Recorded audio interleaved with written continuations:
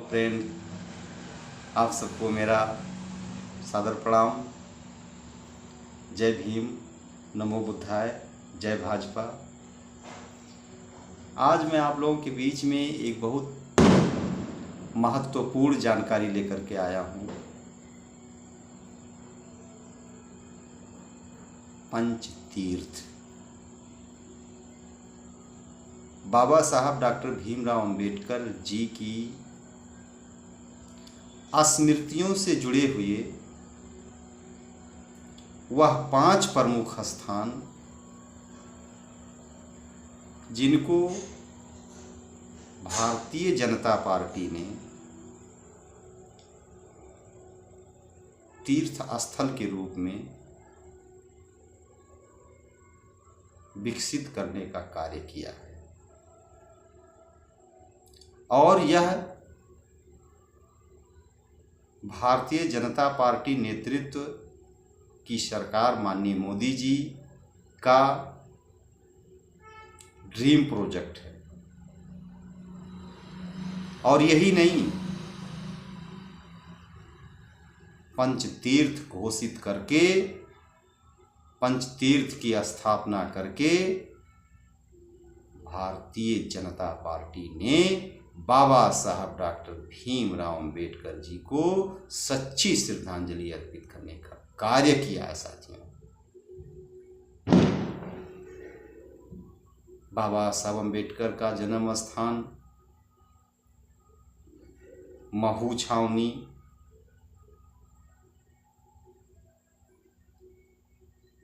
उनकी शिक्षा भूमि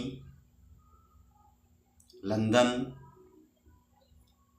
उनकी दीक्षा भूमि नागपुर, उनका देहावसान जहाँ पर हुआ दिल्ली, और जहाँ पर उनको अंतिम संस्कार किया गया चैत्य भूमि बंबई। यानी पंचतीर्थ जन्म भूमि, शिक्षा भूमि, दीक्षा भूमि, दिल्ली में जहाँ परिनिर्वाण भूमि और चैत्य भूमि, और इन्हीं 5 स्थानों को मिला करके बनाया गया पंचतीर्थ। और वो पंचतीर्थ बनाना ये कोई छोटा काम नहीं है, ये कोई साधारण कार्य नहीं है। कई सरकारें आईं और चली गईं, लेकिन बाबा साहब डॉक्टर भीमराव अंबेडकर जी की स्मृतियों से जुड़े हुए स्थल को, उनका विकास मॉडल देने के लिए, उनको ऐतिहासिक स्थल बना करके भारत के नक्शे में एक महत्वपूर्ण स्थान देने में भारतीय जनता पार्टी का योगदान बहुत ही महत्वपूर्ण है। भारतीय जनता पार्टी ने साबित कर दिया है कि भारत का संविधान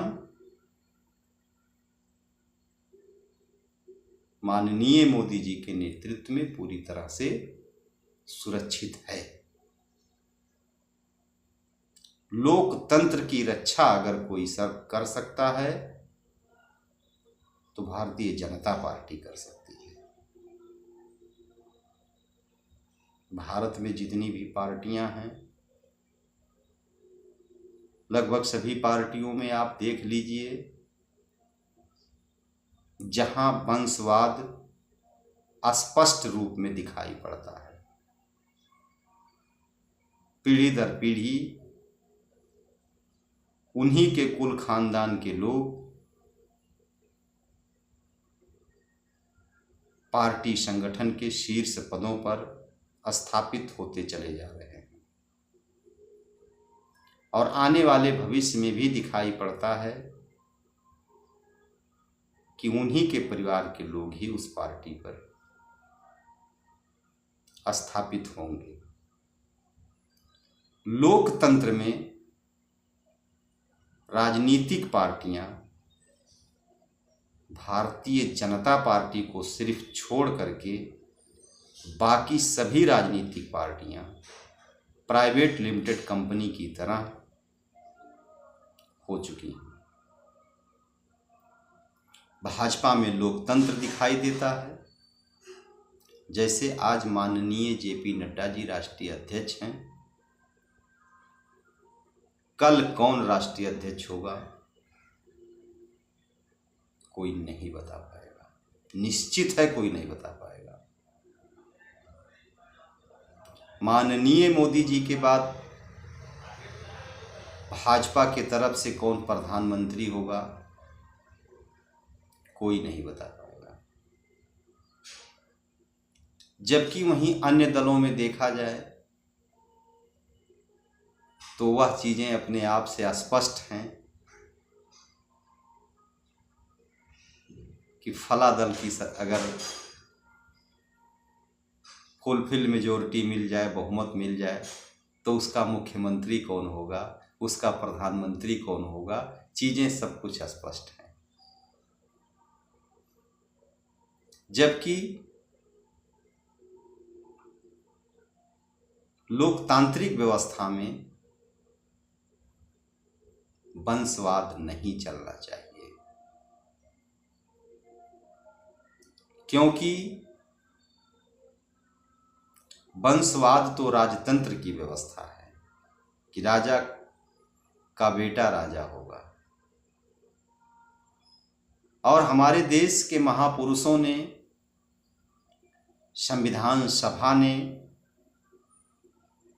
उस समय के हमारे जो भी देश के विद्वत जन थे, सभी के परिश्रम से, सभी के सहयोग से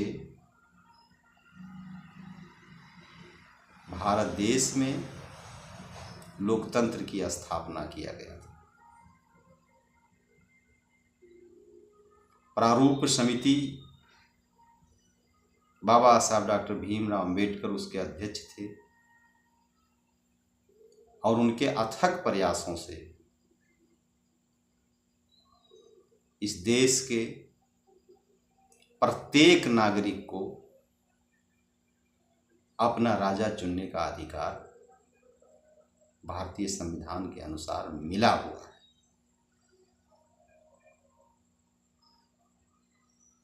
तो ऐसे कंडीशन में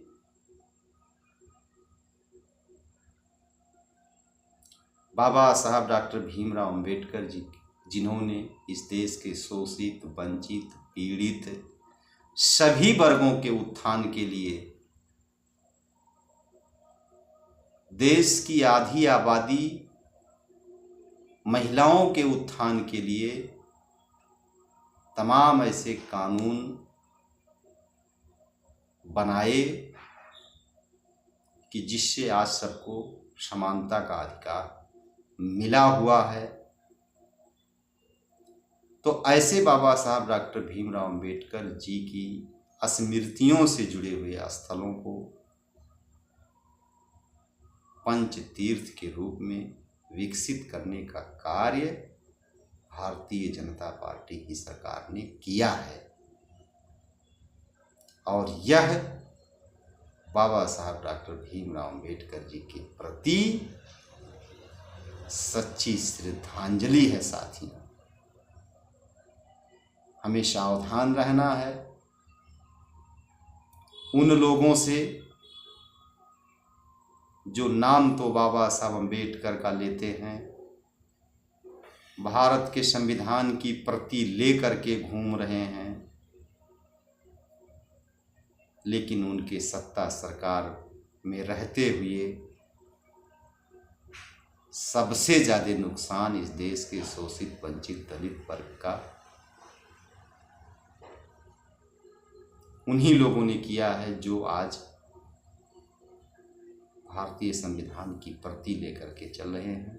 चाहे वो कांग्रेस पार्टी के लोग हों, चाहे वो समाजवादी पार्टी के लोग हों। तो मैं आप लोगों से यही कहने के लिए आया हूँ, आप लोग इसको ध्यान में रखिए। बाकी हम फिर आप लोगों से मिलेंगे। सनातनी संजय गौतम के नाम से हमारा यूट्यूब चैनल है, हमारे चैनल को आप लोग सब्सक्राइब कर लीजिए। बहुत बहुत धन्यवाद।